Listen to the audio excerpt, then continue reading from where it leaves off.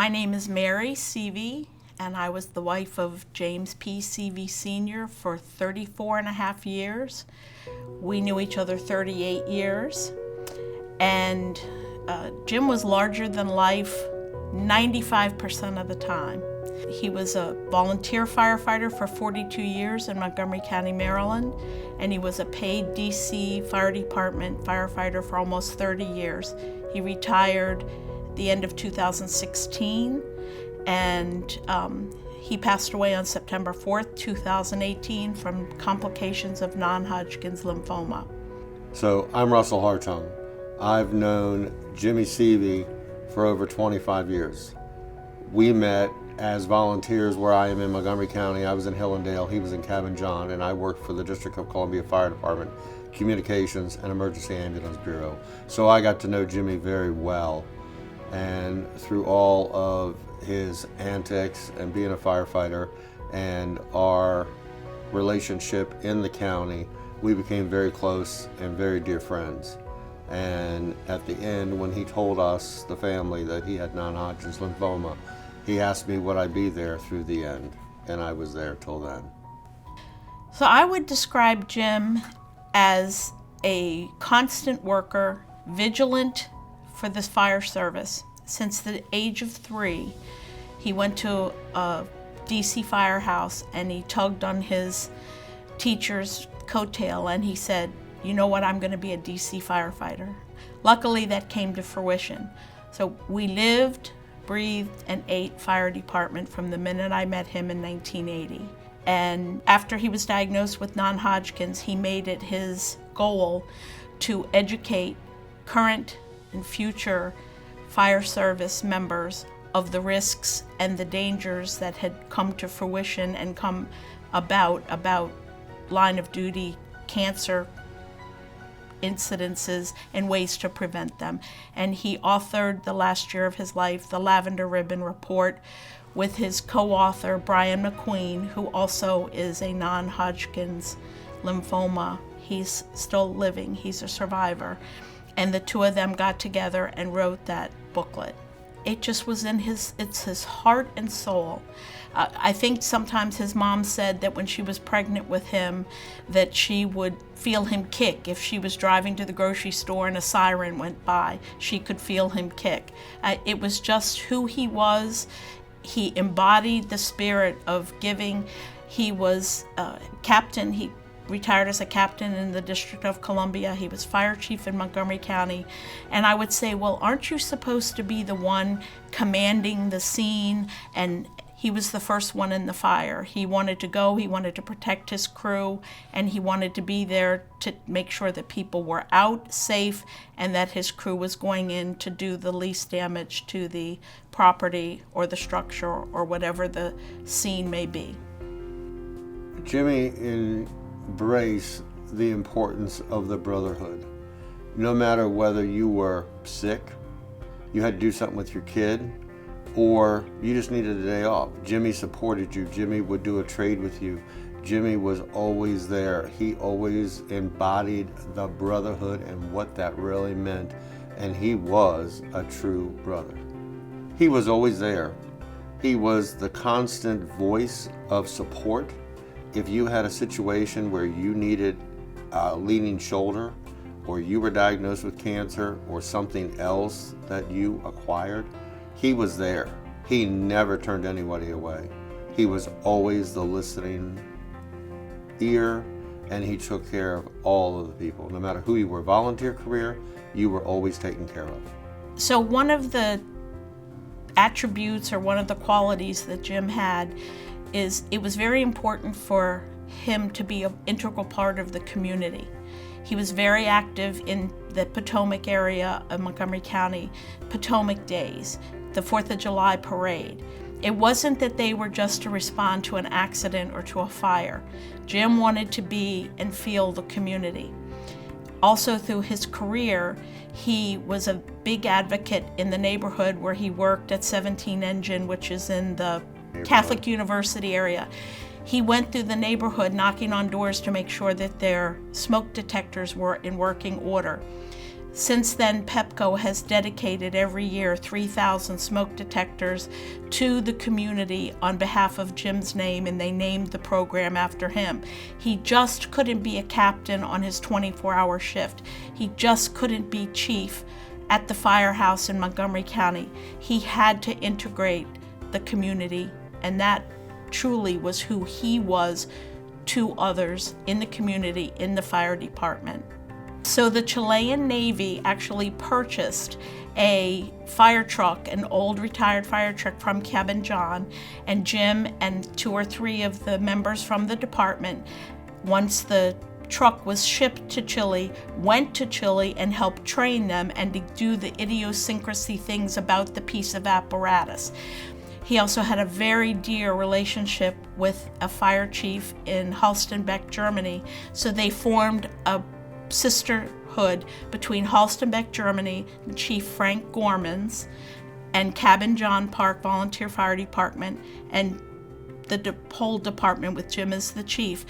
And that started actually around 1987, and we are still friends today. But through that, there was exchanges of how they did things and how we did things. There were groups from Taiwan that came over and came to Cabin John.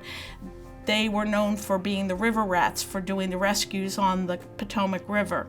And they would have training exercises. So there was always a social aspect of a dinner or a gathering, or hey, just let's be brothers together from across the world. But there was also training. He also did a big training, and he got Southwest Airlines to package any old hose that was no longer safe for the United States, or it had worn its limit time out. And he got companies to donate gear, hose that really weren't bad, or they were not usable, they were not dangerous.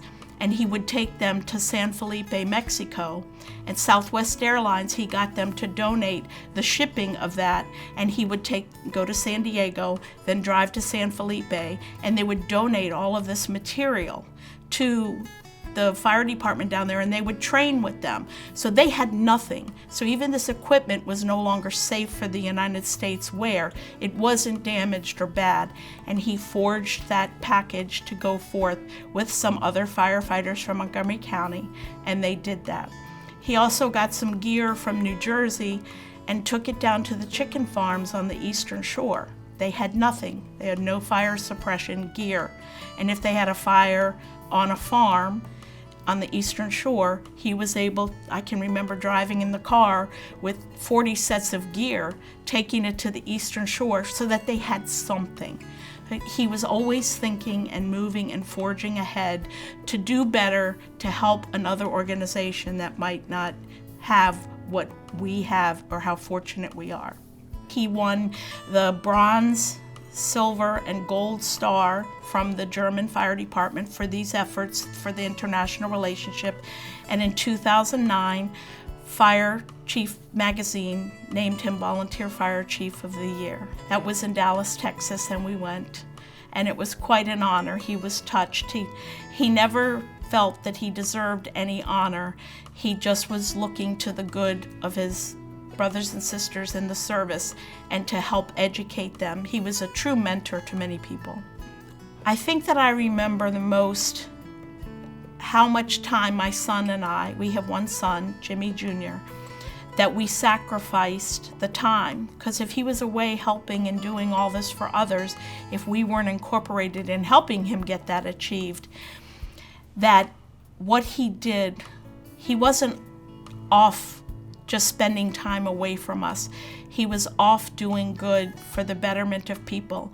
And since his passing, the fire department family that have embraced myself, our friends, our family, have led us to believe all the good that he did, things that I didn't even know he did, that in my heart, the sacrifice our son and I made, keeping the home fires burning, it was all for a good purpose, and that his efforts did make a difference. And I've learned that in almost 5 years that he's been gone. And to me, it kind of made him being away a little bit easier to bear. And I still find out to this day, there was a man that came from Ohio for my husband's funeral. And everybody said, oh, you know Scott, you know Scott, you know Scott. I said, I'm sorry, I don't know you. An Indianapolis firefighter. He was having a rough time. He was a friend of a friend. And my husband had met him at FDIC. They had a casual drink together. He was having a rough time. And he called and said, you know, I just wanted to say goodbye. It's been nice knowing you. I'm done. And my husband said, please, it'll take me 9 hours to hop in the car and drive to wherever you are. Don't do anything. Give me that chance. And then he called our friend and said, go look, find his cell phone, ping him, do whatever. I think he's thinking of taking his own life.